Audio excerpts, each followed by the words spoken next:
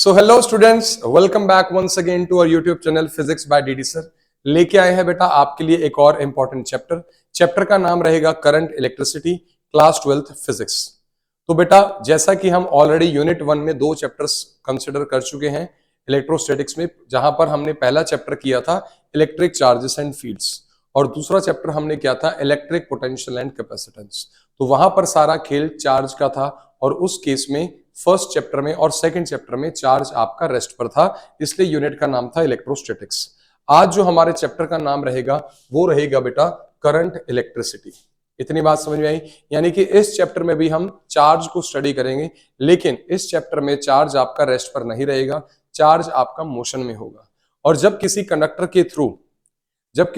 के through charge rest से motion में आ जाता है, एक पर्टिकुलर डायरेक्शन में फ्लो करता है, वहां पर क्या कॉन्स्टिट्यूट होता है? Electric current. तो उन्हीं चीजों को आज हम स्टडी करते हैं। तो चैप्टर का नाम है करंट इलेक्ट्रिसिटी। तो करते हैं स्टार्ट आपका चैप्टर करंट इलेक्ट्रिसिटी। इतनी बात समझ में आई? तो करंट इलेक्ट्रिसिटी क्या है बेटा?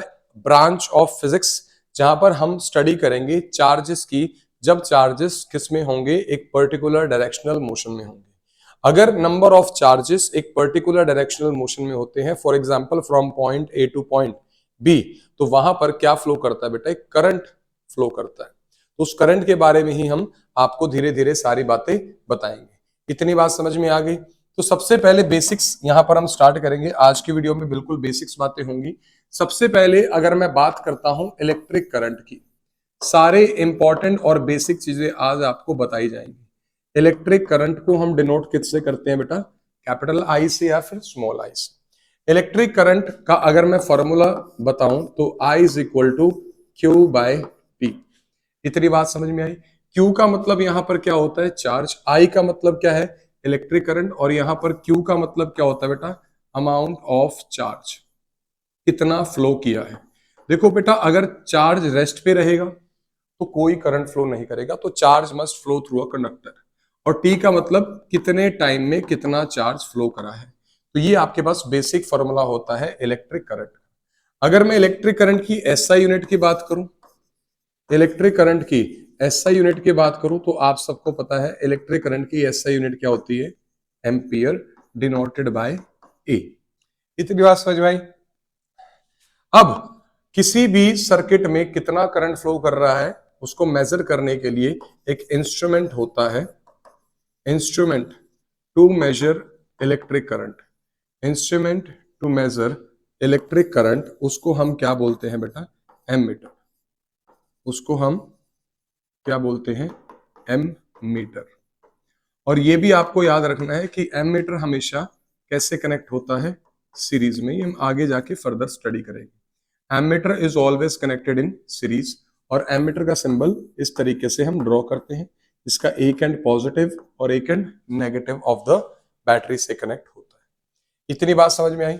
अगर मैं यहाँ पर एसआई यूनिट की बात करूं, वो रहेगी एम्पेयर। अगर मैं यहाँ से स्मॉलर यूनिट्स लेके आऊं, फॉर एग्जांपल मिली एम्पेयर, तो आपको पता होगा 1 मिली एम्पेयर में 10⁻³ एम्पेयर होते हैं। अगर मैं बात करूं एक माइक्रो एम्पेयर में, छोटी यूनिट है, तो क्या रहेगा? 10⁻⁶। इसी तरीके से एक नैनो एम्पेयर की अगर बात होती है तो वहां पर रहेगा 10⁻⁹ एम्पेयर। तो ये तीनों मैंने क्या बता दी इसकी smaller units of current, smaller units of current या फिर इलेक्ट्रिक करंट। इतनी बात समझ में आई? अगर मैं यहां से एसआई यूनिट की बात करता हूं तो एम्पेयर है। अगर यहां से मेरे को पूछा जाता है कि डिफाइन 1 एम्पेयर, कि किसी भी कंडक्टर में 1 एम्पेयर करंट का मतलब क्या है, वो आपको डिफाइन करना है। तो जाहिर सी बात है कि 1 एम्पेयर में अगर आप एम्पेयर को देखो, एम्पेयर किसकी यूनिट है? करंट की। एम्पेयर किसकी यूनिट है बेटा? करंट की। तो करंट का आपको फॉर्मूला पता है, I is equal to Q by T. इतनी बात समझ में आई?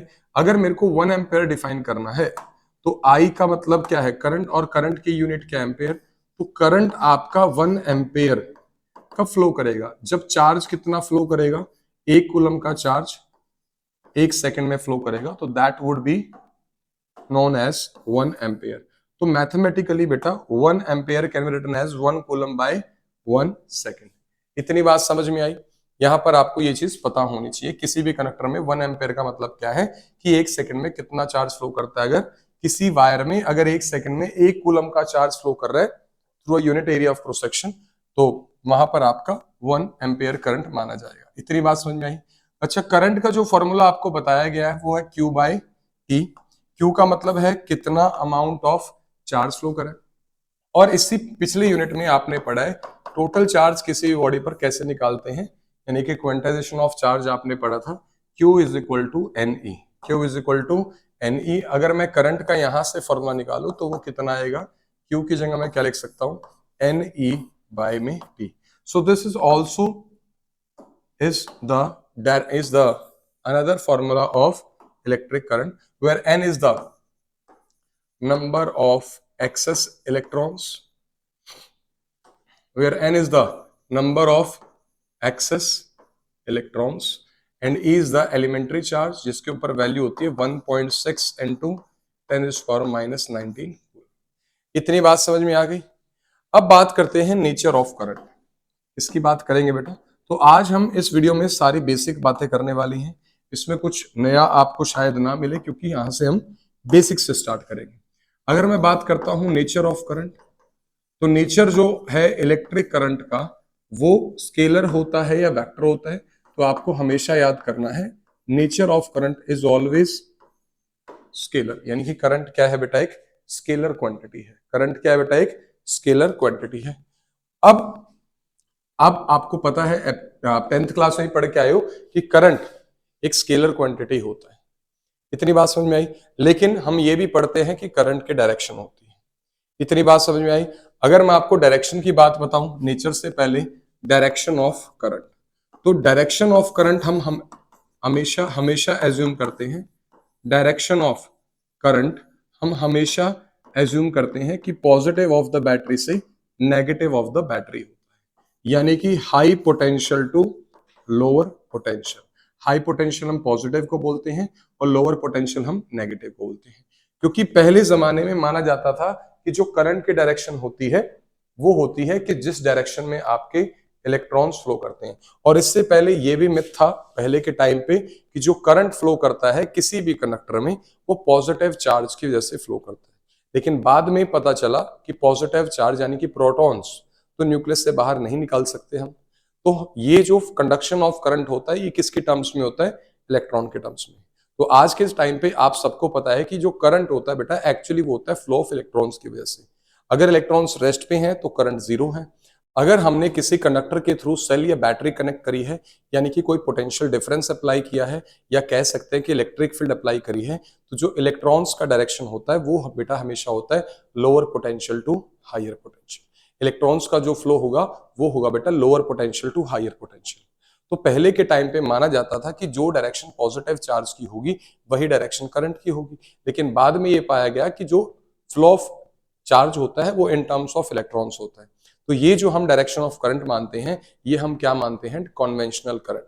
यानी कि डायरेक्शन ऑफ इलेक्ट्रिक करंट किसी भी सर्किट में अगर आपसे पूछा जाए तो आपका आंसर हमेशा क्या होगा कि डायरेक्शन ऑफ करंट किसी भी सर्किट में बेटा क्या होगा। यहां पर आपको ध्यान रखना है आंसर देते टाइम कि डायरेक्शन ऑफ करंट किसी भी सर्किट में होता है जिस डायरेक्शन में इलेक्ट्रॉन्स फ्लो कर रहे हैं उसके ऑपोजिट डायरेक्शन में। अगर किसी कंडक्टर में electrons left to right flow कर रहे हैं तो वहां पर जो डायरेक्शन ऑफ करंट होगी यानी कि कन्वेंशनल करंट होगा वो आपको बताना है राइट टू लेफ्ट। ये बातें हम आगे जाके डिटेल में आपको बताएंगे कि किस तरीके से आपके पास दो करंट होते हैं, एक होता है इलेक्ट्रॉनिक करंट और दूसरा होता है कन्वेंशनल करंट। इतनी बात समझ में आई। अब आते हैं हम अपने टॉपिक पे। तो टॉपिक क्या है, डायरेक्शन ऑफ करंट आपको पता चल गया पॉजिटिव टू नेगेटिव, या मैं कह सकता हूं कि डायरेक्शन ऑफ करंट किसी भी सर्किट में क्या होता है बेटा, opposite to flow of electrons.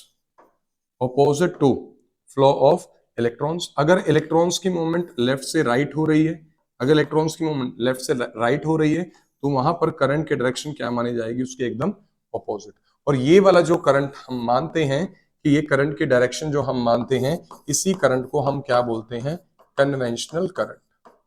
क्योंकि जो आपका मेन करंट होता है जो पहले के टाइम पे माना जाता था इलेक्ट्रॉनिक करंट, वो माना जाता था कि जिस डायरेक्शन में आपके इलेक्ट्रॉन फ्लो कर रहे हैं लेकिन अब यहां पर आपको ये बात समझनी है कि direction of current opposite to flow of electrons लेने, वीडियो में फर्दर आपको बताया जाएगा। तो इस करंट को क्या बोलते हैं? Conventional current. तो ये आपको ध्यान रखना है। अच्छा, यहां से आपको एक चीज समझ में आई होगी कि nature of current scalar quantity कैसे है। जबकि करंट के पास मैग्नीट्यूड भी है और हमने करंट के डायरेक्शन के बारे में भी बात कर ली, और आपको अभी तक यही बताया जाता है कि ऐसी क्वांटिटी, ऐसी फिजिकल क्वांटिटी जिसके पास मैग्नीट्यूड भी हो और डायरेक्शन भी हो, उसको हम बेटा क्या बोलते हैं? Vector quantity. और यहां पर इस करंट के पास मैग्नीट्यूड भी है और डायरेक्शन भी है, लेकिन फिर भी हम इसको वेक्टर क्वांटिटी नहीं मानते, इसको हम क्या मानते हैं? Scalar quantity. तो उसके पीछे का भी एक रीजन है। देखो बेटा, वेक्टर क्वांटिटीज की तीन कंडीशन होती हैं। पहला क्या है? जिसके पास मैग्नीट्यूड भी हो। दूसरा है कंडीशन कि उसके पास डायरेक्शन भी हो। और तीसरी कंडीशन क्या होती है किसी भी वेक्टर क्वांटिटी की? कि उसके ऊपर vector laws of addition applicable हो। यानी उनको टोटल नेट निकालने के लिए, उनका टोटल निकालने के लिए, नेट निकालने के लिए वेक्टर लॉज ऑफ एडिशन, जो आपने 11th क्लास में पढ़े हैं, triangles law of vector addition, parallelogram law of vector addition या polygons law of vector addition applicable हो। यही तीसरी कंडीशन करंट पर सूट नहीं करती। यानी कि जब मैं करंट को कैलकुलेट करता हूं किसी सर्किट में, मैं किसी पॉइंट पर, किसी जंक्शन पर जब टोटल करंट निकालता हूं, तो वहां पर आपके ट्राइंगल्स लॉ या आपके कह सकते हैं कि vectors law of addition applicable नहीं होते। सिर्फ यही रीजन है। देखो, करंट के पास मैग्नीट्यूड भी है, डायरेक्शन भी है, लेकिन जब हम करंट को सॉल्व आउट करेंगे तो वहां पर आपके वेक्टर लॉज एप्लीकेबल नहीं होंगे। मैं समझाता हूं आपको ये बात किस तरीके से बनती है। देखो बेटा, मान लो एक ये वायर है और एक ये वायर है, यहाँ पर जंक्शन है, और ये आपका इस तरीके से एक वायर और है। मान लीजिए यहाँ पर कितना करंट है? 2 एम्पेयर एंटर कर रहा है, और इस वायर से कितना है? 3 इस पॉइंट पर। और मान लो यही करंट यहां से यूनाइट होके आगे की तरफ जाएगा। आगे की तरफ जो करंट होगा वो 2 एम्पेयर प्लस 3 एम्पेयर कितना बन गया? 5 एम्पेयर। इतनी बात समझ में आई। अब यहां पर डायरेक्शन है, लेकिन फिर भी क्या है? Scalar quantity. अब ये एंगल 60 डिग्री हो, या फिर ये एंगल 30 डिग्री हो, या ये एंगल थीटा, कुछ भी हो, आपका जो आंसर है वो क्या रहेगा? 5 एम्पियर रहेगा। यहां पर आपके वेक्टर लॉज एप्लीकेबल नहीं होते। जैसे हमने ट्राइंगल्स लॉ, पैरेललोग्राम में जो रिजल्टेंट निकालते थे बेटा, वो कैसे निकालते थे? अंडर रूट ऑफ, यानी कि रिजल्टेंट किन्हीं भी दो फिजिकल क्वांटिटी का, किन्हीं भी दो वेक्टर क्वांटिटी का जो रिजल्टेंट आता था, वो क्या आता था बेटा? A square plus B square plus 2ab cos theta, और इस पूरे का अंडर रूट। अब मान लो ए ये है और बी ये है। अगर मैं ये फॉर्मूला यहाँ पे लगाऊंगा तो मेरा जो आंसर है वो 5 नहीं आएगा। यानी कि ये जो चीज है, ये जो रिजल्टेंट होता है वेक्टर क्वांटिटीज को सॉल्व आउट करने के लिए, वो थीटा पर डिपेंड करता है। लेकिन यहाँ पर दो वायर्स के बीच का क्या एंगल है, या जो दो डायरेक्शन ऑफ करंट है उनके बीच का क्या एंगल है, उस पर आपका आंसर डिपेंड नहीं करता। एंगल 60 हो, 30 हो, 15 डिग्री हो, कितना भी एंगल हो, ये आपका आंसर फिक्स रहेगा 5 एम्पीयर। यानी कि ये चीज करंट के केस में एप्लीकेबल नहीं है। तो दैट इज वाई करंट का जो नेचर माना जाता है बेटा, वो हमेशा क्या माना जाता है? वो हमेशा एक स्केलर क्वांटिटी माना जाता है। इतनी बात होप आप सबको समझ में आई होगी। अब हम बात करते हैं करंट कैरियर्स। तो अब हम बात करेंगे बेटा करंट कैरियर्स, यानी कि किसी भी सब्सटेंस में जो करंट फ्लो करता है वो किसकी वजह से करता है? वो फ्लो करता है, मतलब कि वहां पर कैरियर क्या है, मतलब किसकी वजह से करंट फ्लो करता है। तो इसको हम तीन तरीके से समझेंगे। आपके पास अगर नेचर ऑफ मटेरियल क्या है? सॉलिड है तो क्या होगा, और लिक्विड है तो क्या होगा, और अगर आपके पास कोई गैसियस फॉर्म में है, गैसेस है, तो वहां पर फ्लो ऑफ करंट किसकी वजह से हो रहा है। तो ये बात आपको समझ में आनी चाहिए। तो बेटा करते हैं start current carriers. Current carriers देखो क्या होता है, मतलब कौन से पार्टिकल्स की वजह से किसी भी सब्सटेंस में करंट फ्लो कर रहा है। अगर मैं सबसे पहले बात करूं सॉलिड्स की, अगर मैं सबसे पहले किसकी बात करूं बेटा? सॉलिड्स की बात करूं, तो सॉलिड्स में आपको पता है कि सॉलिड्स में क्या होते हैं? फ्री इलेक्ट्रॉन्स होते हैं। सॉलिड्स में क्या होते हैं बेटा? फ्री इलेक्ट्रॉन्स होते हैं। इन्हीं इलेक्ट्रॉन्स को हम क्या बोलते हैं? Valence electrons. इन इलेक्ट्रॉन्स को क्या बोलते हैं? Valence electrons. यानी कि अगर मैं किसी सॉलिड सब्सटेंस में कोई सेल या बैटरी कनेक्ट करता हूं, फॉर एग्जांपल मेरे पास ये एक कंडक्टर है या वायर है, अगर मैं इसको किससे कनेक्ट करता हूं बेटा? सेल या फिर बैटरी से। सिंबल आपको ऑलरेडी पता है, ये पॉजिटिव या नेगेटिव, इसको हाई पोटेंशियल और इसको अगर मैंने सेल बैटरी कनेक्ट नहीं करी थी तो ये जो इलेक्ट्रॉन्स थे वो रैंडमली किसी डायरेक्शन में घूम रहे थे। ये हम आगे जाके और डिटेल में पढ़ेंगे जब हम कॉन्सेप्ट पढ़ेंगे थर्मल वेलोसिटी और ड्रिफ्ट वेलोसिटी का। तो मान लेते हैं ये इलेक्ट्रॉन्स क्या है बेटा, ये इलेक्ट्रॉन्स, एक सेकंड बेटा, तो ये इलेक्ट्रॉन्स जब हमने सेल या बैटरी कनेक्ट नहीं किया, फॉर एग्जांपल अगर मैं यहां पर इसको हटा देता हूं, अगर मैंने यहां पर कोई सेल या बैटरी कनेक्ट नहीं किया तो जो आपके पास इलेक्ट्रॉन्स का जो मोशन था वो रैंडम मोशन था। देखो कोई इलेक्ट्रॉन कहीं जा रहा है और कोई इलेक्ट्रॉन कहीं जा रहा है, यानी कि रैंडम मोशन था इलेक्ट्रॉन्स का। और अगर किसी कंडक्टर में रैंडम मोशन होता है यानी कि जो इलेक्ट्रॉन्स हैं वो जब तक एक पर्टिकुलर डायरेक्शन में फ्लो नहीं करते तब तक वहां पर करंट क्या रहेगा, zero. In the absence of cell or a battery, the motion of valence electron is always a random motion, जिसकी वजह से आपको कभी भी वहां पर करंट फ्लो नहीं करने को मिलेगा। अगर मैं यहां पर सेल या बैटरी का यानी कि सेल बैटरी को कनेक्ट कर देता हूं या फिर मैं क्या कर देता हूं बेटा, इस सर्किट में स्विच लगा के उस स्विच को क्या कर देता हूं, ऑन कर देता हूं, मान लो इस तरीके से। अब यहां पर क्या होता है, ध्यान से देखेंगे, जैसे मैंने सर्किट को ऑन किया, देखो सर्किट को ऑन करने से पहले जो इलेक्ट्रॉन्स का मूवमेंट था वो रैंडम था, लेकिन जैसे ही मैंने सर्किट को ऑन किया, स्विच अगर मैं लगाता हूं यहाँ पे, ऑन करता हूं, तो जो इलेक्ट्रॉन्स का मोशन है वो एक पर्टिकुलर डायरेक्शन में हो जाएगा। इतनी बात समझ में आई, यानी कि ये इलेक्ट्रॉन्स सभी के सभी इस तरफ अट्रैक्ट होंगे। और इस तरफ अट्रैक्ट क्यों होंगे बेटा, क्योंकि इलेक्ट्रॉन्स पे कौन सा चार्ज होता है बेटा, नेगेटिव चार्ज। इन सभी इलेक्ट्रॉन्स पे कौन सा चार्ज है, नेगेटिव चार्ज। और ये कनेक्ट है आपका पॉजिटिव पोटेंशियल से। अब इलेक्ट्रॉन्स के ऊपर नेगेटिव चार्ज है तो इलेक्ट्रॉन्स, सभी इलेक्ट्रॉन्स इस पर्टिकुलर डायरेक्शन में फ्लो करना शुरू करेंगे। और ये कौन से इलेक्ट्रॉन होंगे बेटा, वैलेंस इलेक्ट्रॉन। अच्छा, इलेक्ट्रॉन्स इस तरफ फ्लो क्यों कर रहे हैं, क्योंकि यहाँ पर पॉजिटिव पोटेंशियल, यानी कि positive potential of this cell और a battery is attracting the electrons towards it, and this negative potential is also helping electrons in moving from side A to side B। तो सिर्फ positive काम नहीं कर रहा, negative, देखो positive इनको अपनी तरफ अट्रैक्ट कर रहा है और नेगेटिव पोटेंशियल यानी कि लोअर पोटेंशियल भी उनकी क्या कर रहा है बेटा, हेल्प कर रहा है इस साइड में जाने के लिए। तो ये आपका फ्लो ऑफ इलेक्ट्रॉन्स। और इलेक्ट्रिक फील्ड की डायरेक्शन अगर मैं यहाँ आपको बताऊं, इलेक्ट्रिक फील्ड की डायरेक्शन आप सबको पता है क्या होती है, पॉजिटिव से नेगेटिव। और यहां अगर ध्यान से देखें, जो इलेक्ट्रॉन्स की डायरेक्शन है बेटा, जो इलेक्ट्रॉन्स की डायरेक्शन है वो है इस तरीके से।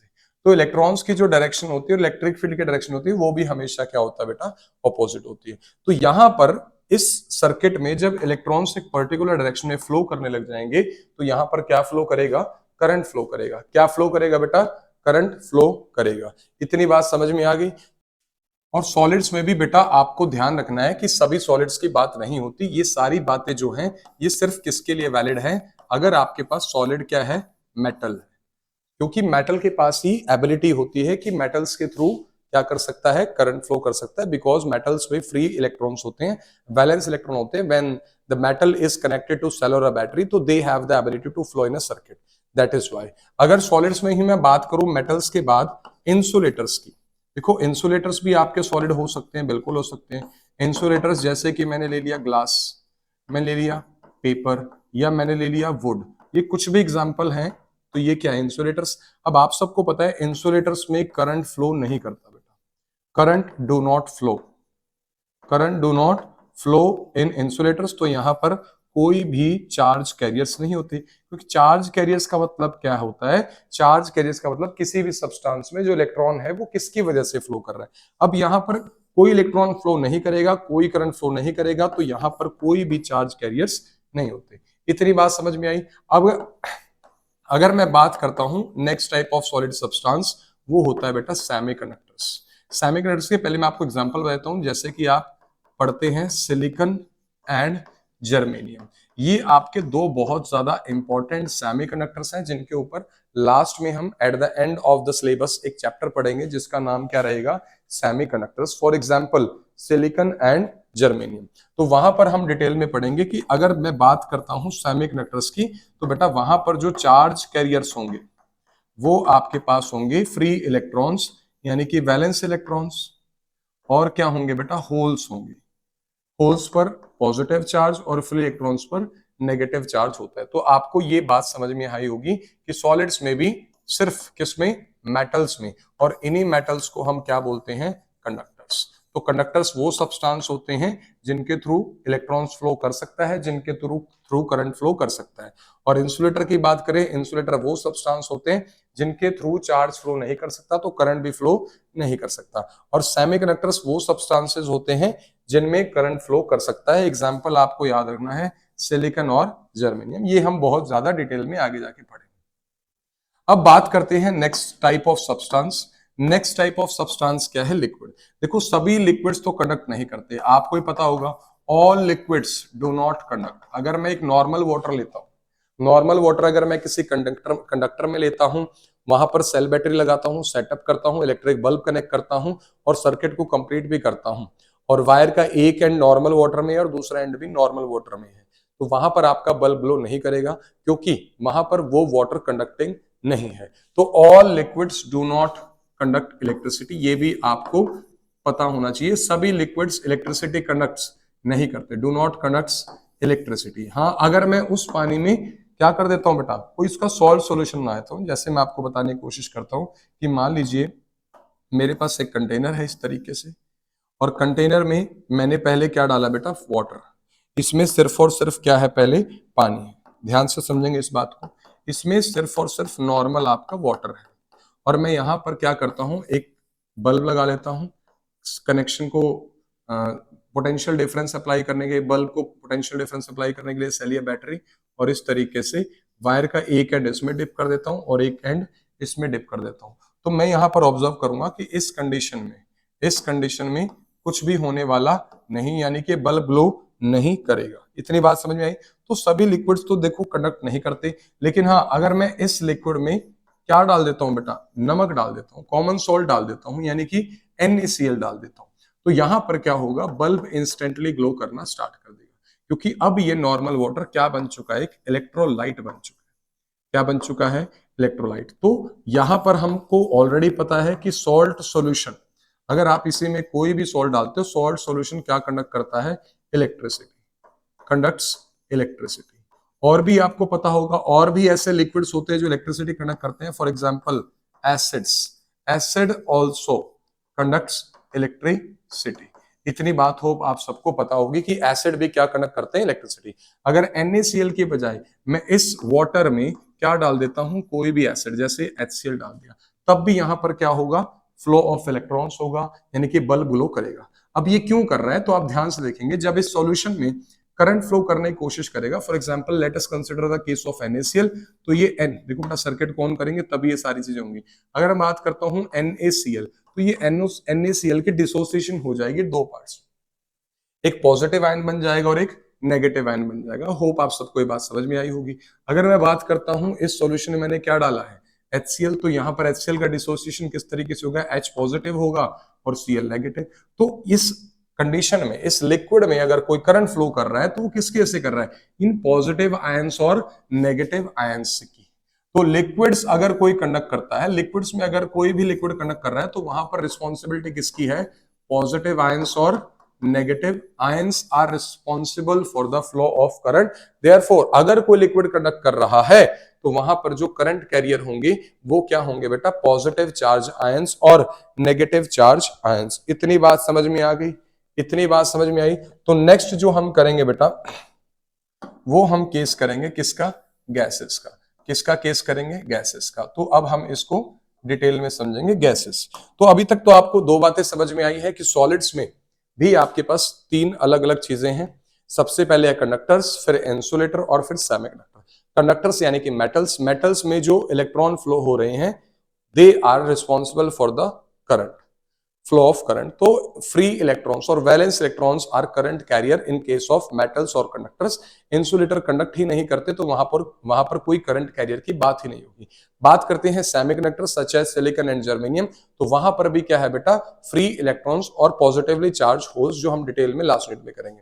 अब हमने बात करें लिक्विड्स के। लिक्विड्स जनरली सभी लिक्विड कंडक्ट नहीं करते। अगर कोई लिक्विड सॉल्ट सॉल्यूशन या किसी लिक्विड में हमने एसिड डाल रखा है तो वहां पर पॉसिबिलिटी है कि करंट फ्लो करता है, और वहां पर भी अगर करंट फ्लो करता है तो वहां पर रिस्पॉन्सिबिलिटी किसकी है, वहां पर करंट कैरियर्स कौन रहेंगे, वहां पर आपके करंट कैरियर्स रहेंगे पॉजिटिव चार्ज आयन और नेगेटिव चार्ज आयंस। और ये भी कैसे बने हैं, बाय डिसोसिएशन, यानी कि अगर मैं इसमें सॉल्ट सॉल्यूशन डालता हूं तो that salt, for example NaCl salt will dissociate into ions, that is Na positive and Cl negative, and the flow of these positive and negative charge ions in the solution will constitute an electric current.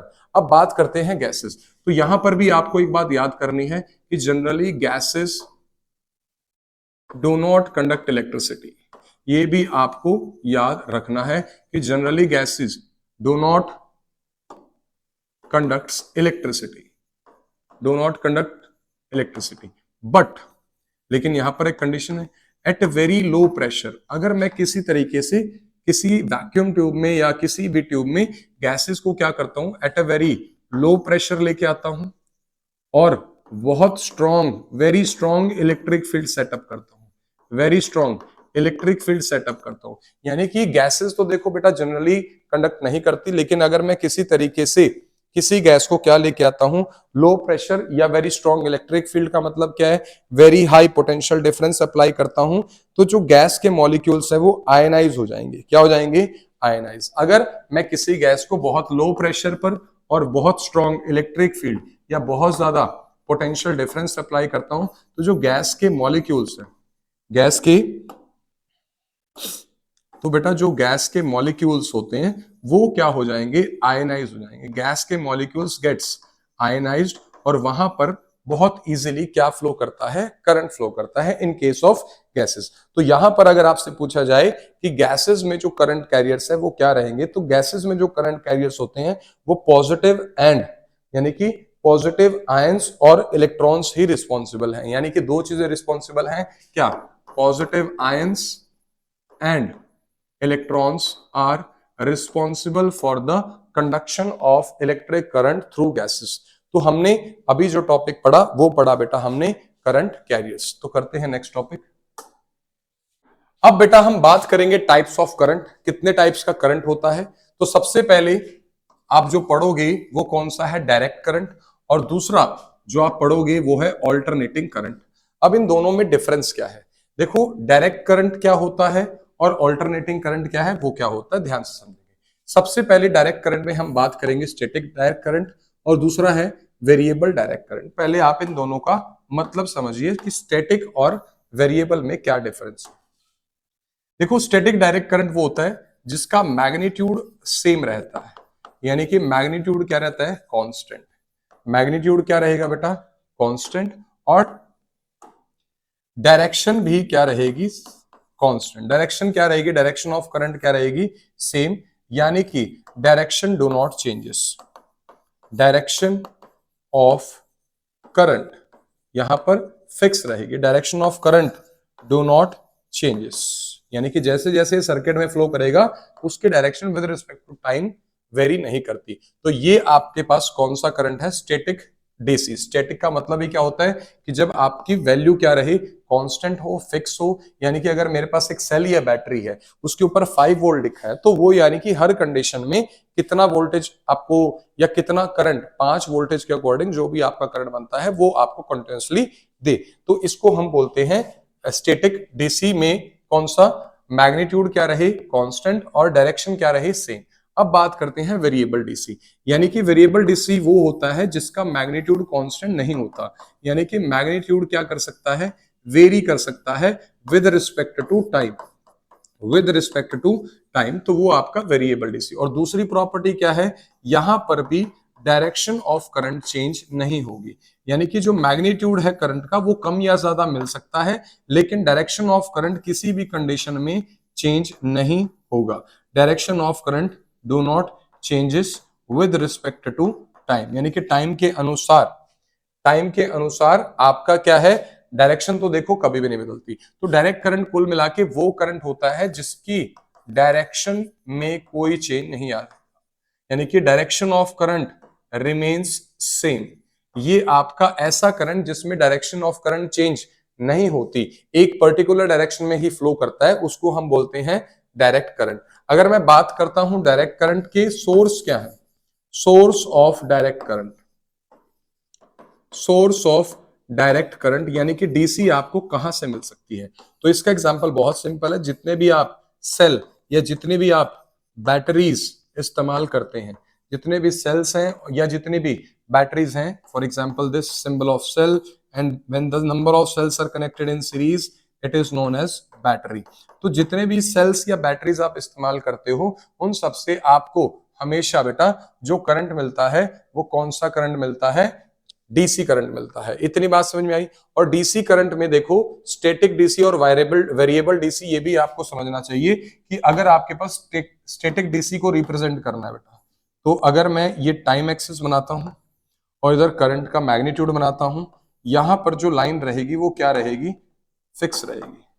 तो ये आपके पास क्या है, अब देखो with respect to time current का magnitude भी क्या है, सेम है, और डायरेक्शन में भी कोई चेंज नहीं आ रहा। तो ये हो गया आपके पास कौन सा डीसी, स्टैटिक डीसी। अगर मैं बात करता हूं किस चीज की, वेरिएबल डीसी को आप किस तरीके से रिप्रेजेंट कर सकते हो, तो उसको भी समझते हैं। इस तरीके से यहाँ पर टाइम है और यहाँ पर क्या है, करंट है, यानी कि मैग्नीट्यूड ऑफ करंट, और ये क्या है, टाइम। तो यहां पर क्या होगा, यहां पर इस तरीके से मैं बना सकता हूं। अब देखो यहां पर क्या है, मैग्नीट्यूड क्या कर रहा है, with respect to time vary कर रहा है, लेकिन डायरेक्शन चेंज नहीं हो रही। अच्छा, इस करंट के डायरेक्शन को कब माना जाएगा चेंज है, अगर इस ग्राफ का कोई हिस्सा टाइम एक्सिस के नीचे आ जाता है। अगर इस ग्राफ का कोई हिस्सा टाइम एक्सिस के नीचे आ जाता है तो मतलब वहां पर डायरेक्शन चेंज हुई है।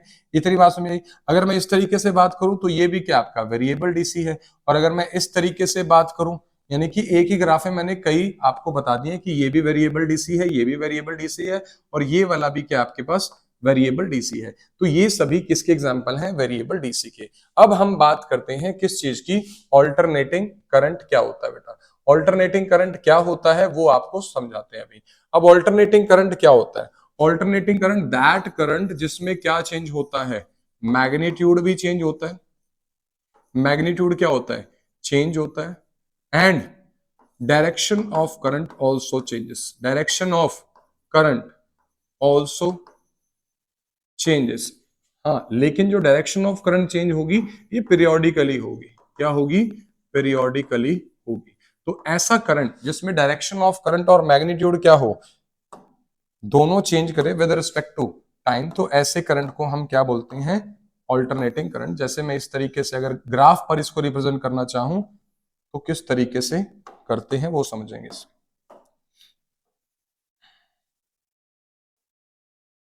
ठीक है, तो यहां पर आपका ये ऑल्टरनेटिंग करंट किस तरीके से, ये जो आपका वेव बना है, साइनोसॉइडल वेव जो आप बनाते हो, ये आप रिप्रेजेंट कर रहे हो किसको, करंट को। इसको बोलते हैं पॉजिटिव हाफ, इसको बोलते हैं नेगेटिव हाफ, इसको बोलते हैं पॉजिटिव, इसको बोलते हैं नेगेटिव। अब देखो क्या यहां पर मैग्नीट्यूड चेंज हो रहा है, अगर आप ध्यान से देखेंगे क्या मैग्नीट्यूड चेंज हो रहा है, देखो विद रिस्पेक्ट टू टाइम ये क्या हो रहा है, मैग्नीट्यूड बढ़ रहा है, बढ़ रहा है, बढ़ रहा है, यहाँ पर मैग्नीट्यूड क्या हो गया, मैक्सिमम हो गया। अब फिर मैग्नीट्यूड क्या हो रहा है, घट रहा है। तो मैग्नीट्यूड चेंजेस, क्या डायरेक्शन ऑफ करंट भी चेंज हो रही है, बिल्कुल। देखो यहाँ पर जो है ये पॉजिटिव हाफ माना जाएगा, यहाँ पर करंट की डायरेक्शन एकदम उल्टी हो गई, नेगेटिव में बढ़ रहा है, और यहाँ पे नेगेटिव में मैक्सिमम। यानी कि ऐसा करंट जिसमें क्या हो बेटा आपका, मैग्नीट्यूड और डायरेक्शन दोनों चेंज हो। और डायरेक्शन कैसे चेंज होती है, पीरियोडिकली, पीरियोडिकली चेंज होती है। अच्छा, अगर मैं बात करूं इंडिया की, इंडिया इंडिया में जो फ्रीक्वेंसी होती है ऑल्टरनेटिंग करंट की, वो कितनी होती है, 50 हर्ट्स। कितनी होती है, 50 हर्ट्स। 50 हर्ट्स का मतलब क्या है कि एक सेकंड में कितने साइकिल्स कंप्लीट होते हैं, 50 cycles are completed in 1 second, that is why हम इसको बोलते हैं 50 हर्ट्स। फॉर एग्जांपल अगर मैं यहां पे बात करता हूं, फॉर एग्जांपल ये 1 सेकंड है, 1 सेकंड में कितनी वेव पूरी हुई, चलो ये कर लेते हैं, ये टाइम मान लेता हूं मैं कितना है, 1 सेकंड। 1 सेकंड में कितने साइकिल पूरे हुए, 1 साइकिल, और ये दूसरा साइकिल, तो कितने साइकिल पूरे हुए, 2। तो 1 सेकंड में यहां पर मैंने मान लो कितने साइकिल कंप्लीट करे, 2 साइकिल्स, तो यहां पर फ्रीक्वेंसी कितनी होगी, 2 हर्ट्ज। ऐसे जो इंडिया में हमारी डोमेस्टिक सप्लाई आती है, यानी कि हमारे घरों में जो बिजली आती है, वहां पर जो डोमेस्टिक सप्लाई की मैं बात करूं तो वहां पर फ्रीक्वेंसी कितनी होती है, 50 हर्ट्ज, यानी कि 50 cycles are completed in 1 second. अगर डायरेक्शन कितनी बार चेंज होती है वो समझते हैं। देखो अगर इस 1 सेकंड में कितने साइकिल है, 1 सेकंड में 2 साइकिल कंप्लीट हो रहे हैं तो फ्रीक्वेंसी 2 हर्ट्ज है। यहाँ पे देखते हैं डायरेक्शन कितनी बार चेंज हुई, यहाँ पर क्या है, पॉजिटिव हाफ, एक बार डायरेक्शन चेंज हुई, फिर 2 बार डायरेक्शन चेंज हुई, फिर डायरेक्शन चेंज होगी, और फिर तो कितनी बार डायरेक्शन चेंज हो रही है, 1 2 3 4। अगर 2 हर्ट्ज की फ्रीक्वेंसी में 4 times direction of current is changing कितने टाइम्स, डायरेक्शन ऑफ करंट कितने टाइम्स चेंज हुई है, 4 टाइम चेंज हुई है। तो मेरे को ये बताओ कि इंडिया में जो फ्रीक्वेंसी ऑफ अल्टरनेटिंग करंट है 50 हर्ट्ज, यहां पर डायरेक्शन कितनी बार चेंज होगी। यहां पर आपको याद रखना है direction of alternating current changes, अगर 2 हर्ट्ज में 4 बार चेंज हुई है तो 50 हर्ट्ज में कितने टाइम्स, 100 टाइम्स डायरेक्शन चेंज होती है। और ये बहुत इंपॉर्टेंट आपका पॉइंट है कि अगर फ्रीक्वेंसी 50 हर्ट्ज है तो direction of alternating current changes 100 times पर सेकंड, यानी कि हर सेकंड में कितनी बार डायरेक्शन ऑफ करंट चेंज होती है, 100 टाइम्स। तो ये थी बात आपकी अल्टरनेटिंग करंट की। अब अल्टरनेटिंग करंट का सोर्स क्या है, ये भी आपको पता होना चाहिए। सोर्स क्या है, जो भी आपके पास डोमेस्टिक सप्लाई आ रही है, जो भी आपके घर तक बिजली आ रही है पावर प्लांट से, वो आपके पास क्या है, अल्टरनेटिंग करंट। और जो भी हम जनरेटर का इस्तेमाल करते हैं, जनरली जो जनरेटर होते हैं, एसी जनरेटर होते हैं, वो भी आपको क्या प्रोवाइड करते हैं, अल्टरनेटिंग करंट। और फ्रीक्वेंसी इंडिया में समझ में आ गई।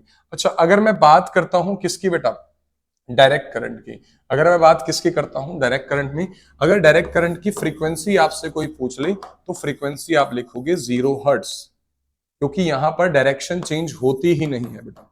Direction of current do not changes, direction of current do not changes. तो डायरेक्शन किसी भी तरीके से चेंज नहीं होती। That is why frequency of DC, चाहे वो वेरिएबल डीसी हो या फिर स्टैटिक डीसी हो, वहां पर डायरेक्शन चेंज नहीं हो रही। तो डीसी की जो फ्रीक्वेंसी होती है वो कितनी होती है बेटा, वो होती है 0 हर्ट्ज। और अल्टरनेटिंग करंट की फ्रीक्वेंसी कितनी होती है इन इंडिया, 50 हर्ट्ज। अच्छा, डीसी को हम स्टोर कर सकते हैं लेकिन एसी को स्टोर नहीं कर सकते। DC can be stored, DC can be stored in cell और अ बैटरी, एसी को हम स्टोर नहीं कर सकते। एसी यानी कि alternating current can not be stored. इतनी बात समझ में आई। तो बेटा ये हमने जो आज किया है, ये हमने करा है इंट्रोडक्शन टू इलेक्ट्रिसिटी, यानी कि चैप्टर आज हमने स्टार्ट किया है। बिल्कुल बेसिक्स बातें आपको जो पता होनी चाहिए वो आपको बताई गई हैं। तो जो आपके मेन टॉपिक्स हैं वो आपके नेक्स्ट वीडियो से स्टार्ट हो जाएंगे। होप आप सबको वीडियो समझ में आई हो। So thank you very much.